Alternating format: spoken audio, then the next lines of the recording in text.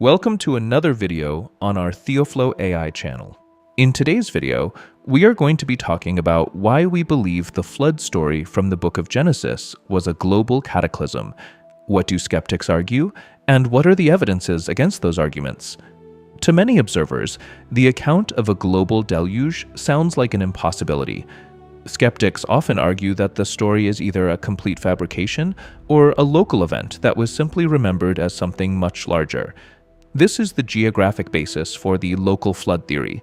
A seasonal overflow of the Tigris and Euphrates rivers devastated the Mesopotamian valley, but remained contained. If correct, we should see a clear, localized geological signature, while surrounding continents remain untouched. However, the Earth's crust tells a different story. Instead of isolated pockets of sediment, the physical record is filled with massive, planet-wide anomalies that seem to point toward a single, unified disaster. This discrepancy between the local theory and the global physical record forces us to look closer at the geology. We have to examine whether the Earth's features record a series of small, local floods or one massive, global catastrophe. Our search for answers begins at the highest point on Earth. Mount Everest stands 5.5 miles above sea level, far removed from any modern ocean. Yet the top 3,000 feet of this massive peak is made of sedimentary rock formed underwater, and it is packed with the remains of sea creatures. Within these layers, researchers find fossilized clams that are petrified in the closed position. This is a biological impossibility in a slow death scenario.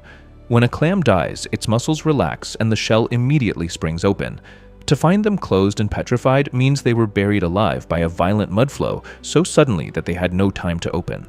A local river flood in the Middle East cannot explain why living ocean creatures are buried at the summit of the world's highest mountains. This requires a displacement of the oceans on a scale that only a global cataclysm can provide. The evidence continues with the rock layers themselves, such as the Tapiates and Coconino sandstones.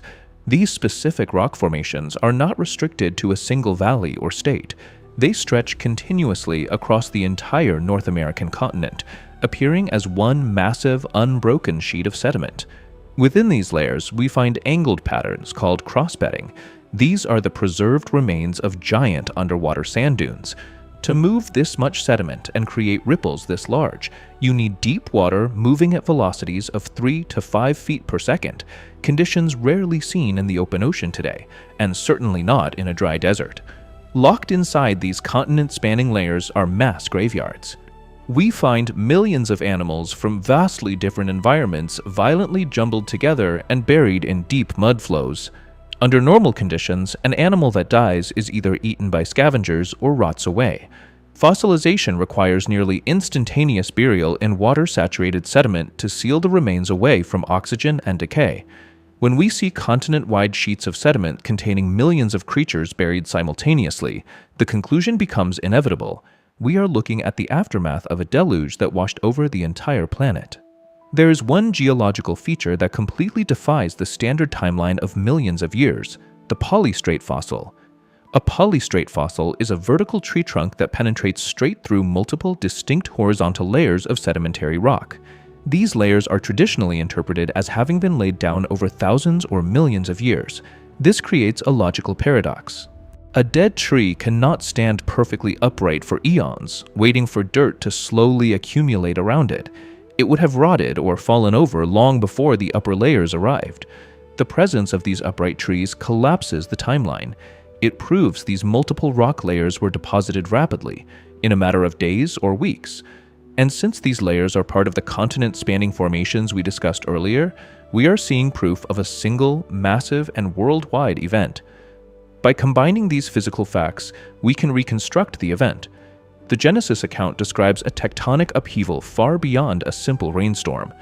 The text describes the fountains of the great deep breaking open. This points to a catastrophic rupture of the Earth's crust, triggering runaway subduction and the massive displacement of the ocean floor. As the crust buckled, it generated continent-sized tsunamis. These waves surged across the land, uprooting forests and burying millions of creatures in the sediment flows we find in the fossil record today. As the event drew to a close, massive tectonic shifting lifted new mountain ranges and caused ocean basins to sink. The water began to drain off the continents with immense power. This rapid, massive volume of receding water tore through the still soft, unprotected mud. It carved topographical features like the Grand Canyon in a matter of days, leaving behind the massive, jagged terrain we see today. The mountains and canyons of our world are not the result of peaceful, slow erosion. They are the remaining scars of a sudden and violent global restructuring. The evidence is difficult to ignore. Marine life on mountain peaks, unbroken layers of continent-wide sediment, and vertical fossils spanning multiple layers all point away from a local flood and toward a global one. The Earth's geology serves as a permanent record of a sudden, worldwide judgment that reshaped the entire planet. When the physical evidence is weighed against the biblical account, the two align with remarkable precision. We want to hear your perspective. What do you think about the physical evidence presented today? Leave your thoughts in the comments below. If you found this video helpful, please like, subscribe to the TheoflowAI channel, and join the conversation. Thanks for watching.